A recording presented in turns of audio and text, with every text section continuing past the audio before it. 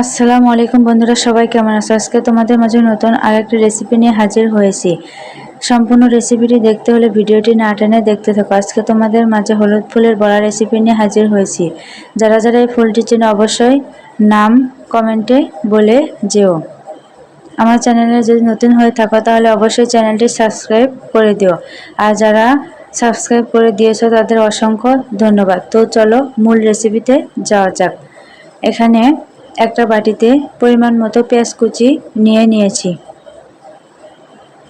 তারপর তার সাথে আদা রসুন বাটা দিয়ে দেব।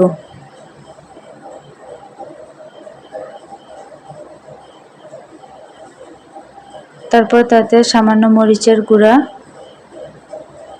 জিরা গুঁড়া, ধনিয়া গুঁড়া, হলুদের গুঁড়া এবং সাথে স্বাদমতো লবণ দিয়ে দেব। তারপর তাতে আগে থেকে ফুলগুলোকে ভালো করে পরিষ্কার করে নিয়েছি, সেই ফুলগুলো দিয়ে দেব। তারপর সবগুলো উপকরণকে হাত দিয়ে ভালো করে একটু মেখে নেব। সবগুলো উপকরণকে ভালো করে মেখে নেওয়ার পর তার সাথে পরিমাণ মতো ডালের গুঁড়া দিয়ে দেব। আপনারা চাইলে চালের গুঁড়া এবং ডাল বাটা দিয়েও এই রেসিপিটি বানিয়ে নিতে পারেন। এখন সবগুলো উপকরণকে আবারও ভালো করে মিশিয়ে নেব।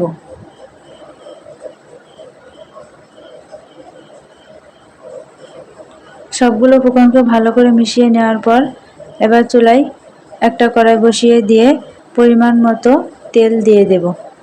তারপর তেলটা কিছুটা গরম হয়ে আসলে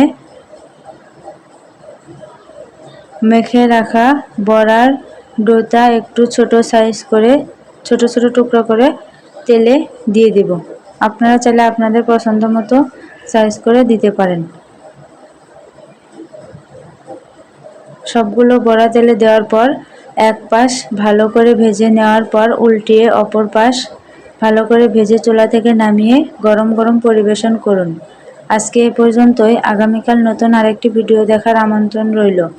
সে পর্যন্ত ভালো থাকবেন, সুস্থ থাকবেন। আল্লাহ হাফেজ।